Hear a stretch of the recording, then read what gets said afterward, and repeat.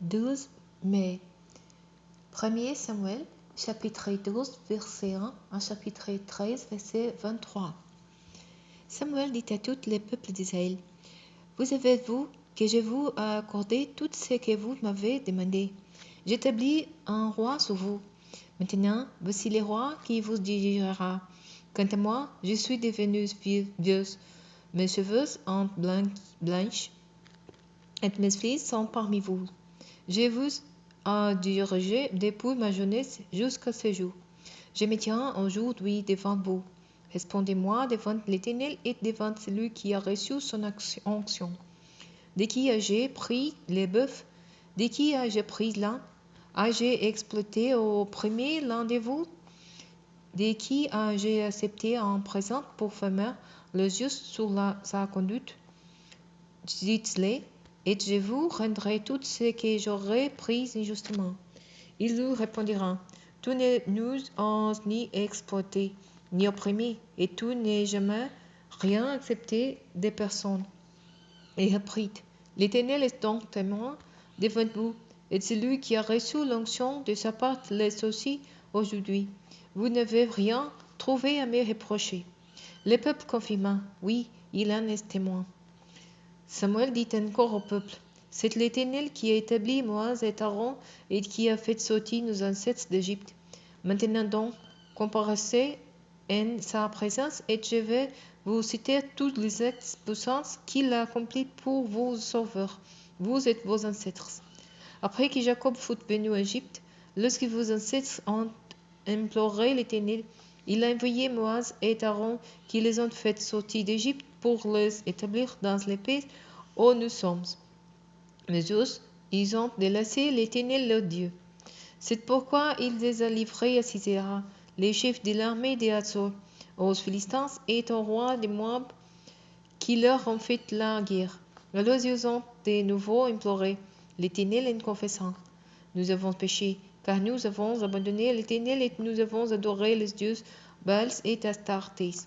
Mais à présent, délivre-nous de nos ennemis et nous te servirons. » Alors l'Éternel envoyait Jérubbal, Barak et Jephthé, et finalement moi, Samuel.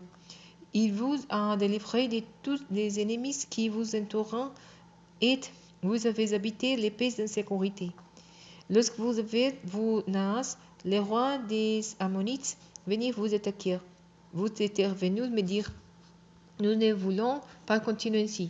Il faut qu'un roi règne sur nous, comme si l'Éternel n'était pas votre roi. Eh bien, maintenant, voici votre roi selon ce que vous avez choisi et demandé. C'est l'Éternel qui l'a établi sur vous. Si désormais vous craignez l'Éternel, si vous lui rendez votre culte, si vous lui obéissez sans vous révolter contre ses paroles et si vous êtes votre roi qui règne sur vous, vous suivez l'Éternel votre Dieu, tout ira bien. Mais si vous n'écoutez pas l'Éternel et si vous êtes rebelles à ses commandements, l'Éternel vous frappera sévèrement, ainsi que votre roi, comme il a frappé sévèrement vos ancêtres. Maintenant, restez encore là et observez la chose extraordinaire que l'Éternel va accomplir sous vos yeux. Ne sommes-nous pas actuellement au temps de la moisson de blé? Eh bien, je vais invoquer l'Éternel et il fera tonnerre et pleuvoir pour que vous soyez bien conscients que vous avez commis une grave faute aux yeux de l'Éternel en demandant un roi. Alors Samuel invoqua l'Éternel, et l'Éternel fit tonnerre et pleuvoir ces jours-là. Tout le peuple fut saisi d'une grande crainte à l'égard de l'Éternel et de Samuel. Tout suppliant Samuel, intercède pour tes serviteurs auprès de l'Éternel ton Dieu, afin que nous ne mourrons pas, car nous avons ajouté à toutes nos fautes celle de demander un roi pour nous. Samuel rassura le peuple, soyez sans crainte. Oui, vous étiez bien coupables de ces mal, mais ne vous détournez pas de l'Éternel et servez-le de tout votre cœur. Ne vous éloignez pas de lui, sinon vous courez après des choses dénéantes qui sont inutiles et incapables de secourir, parce qu'elles ne sont que néantes. Il a plu à l'Éternel de faire de vous son peuple. C'est pourquoi il ne vous abandonnera pas, car il tient à faire honneur à son grand nom. En ce qui me concerne, que l'Éternel me garde de commettre une faute contre lui un cessant de prier pour vous.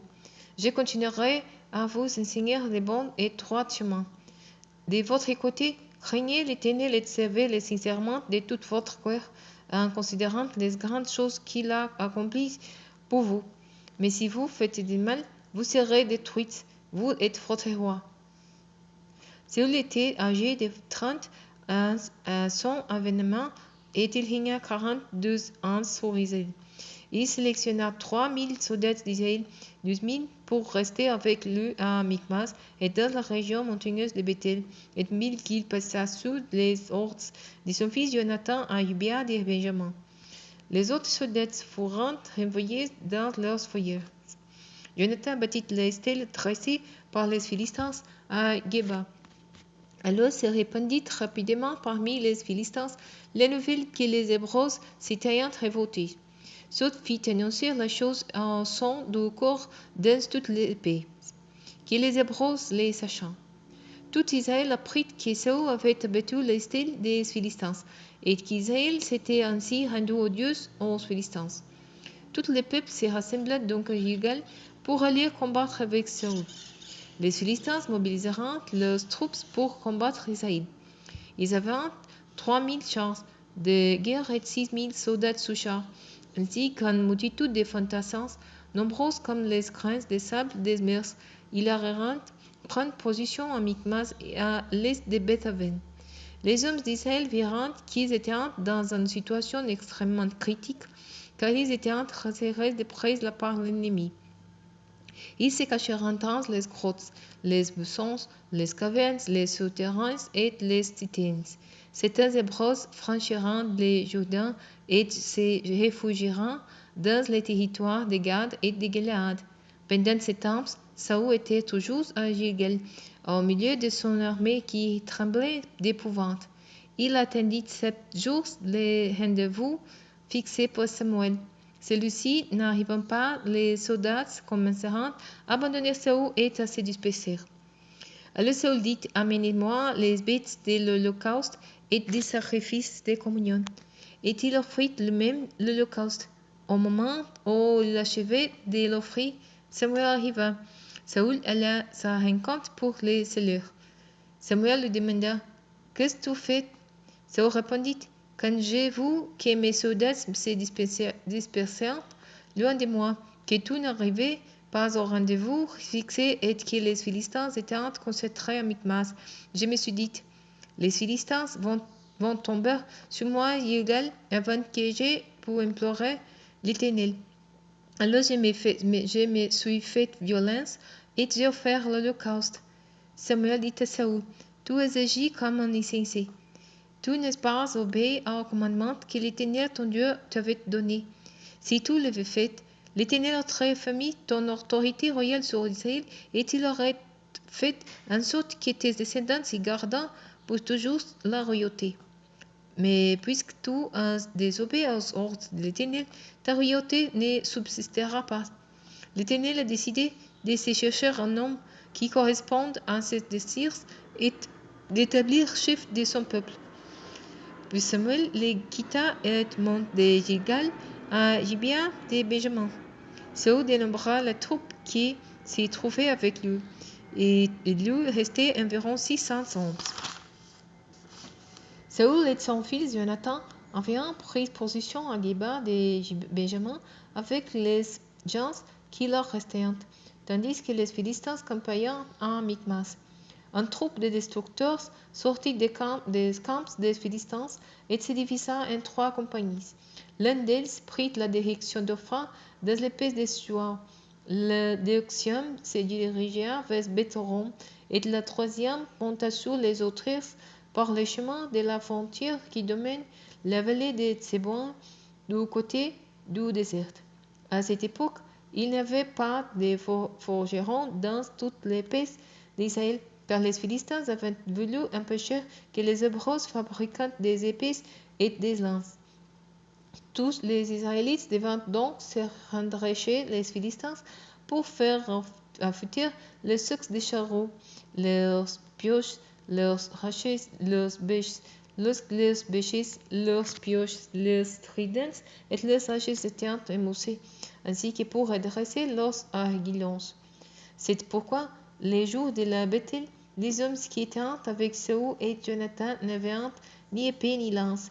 Saül et son fils Jonathan en possédaient. Un avant-poste philistin vint prendre position au défi des Michmas.